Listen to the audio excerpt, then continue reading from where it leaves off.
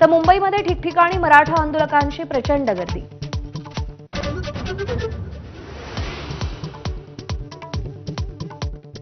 न्यायालयीन प्रक्रियेमध्ये अडथळा होत असल्यास सरसकट शब्द काढून आरक्षण द्या, मनोज जरांगेंची मागणी। सरकारकडून केवळ वेळकाढूपणा सुरू असल्याचाही आरोप।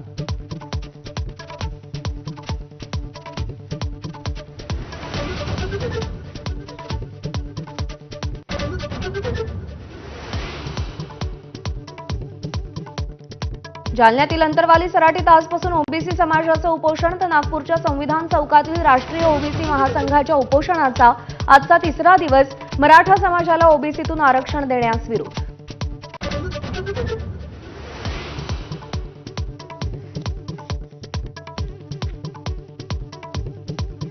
वीस लाख मुलींना शिक्षणाच्या प्रवाहात आणणाऱ्या एज्युकेट गर्ल्स संस्थेला मॅगसेसे पुरस्कार मिळाला। 17 वर्षात 30,000हून अधिक गावांमध्ये शिक्षणाची गंगा पोहोचवली। मॅगसेसे मिळवणारी भारतातली पहिली नॉन प्रॉफिट संस्था।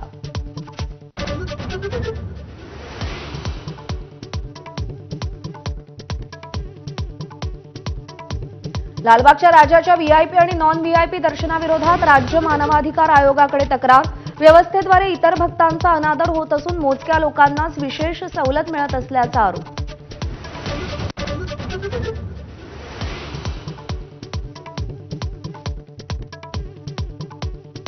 मुंबईतल्या सर्वात श्रीमंत जीएसबी गणेश मंडळाच्या गणरायाचं आज विसर्जन। मंडळाकडे एकूण 70 किलो सोनं आणि 336 किलो चांदीची मालकी। 5 दिवस बसणाऱ्या बाप्पासाठी 474 कोटी रुपयांचा विमा उतरवला होता।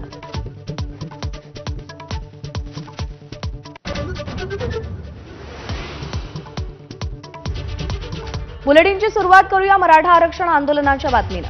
मराठा आरक्षणाच्या मागणीसाठी मनोज जरांगे पाटील यांचं मुंबई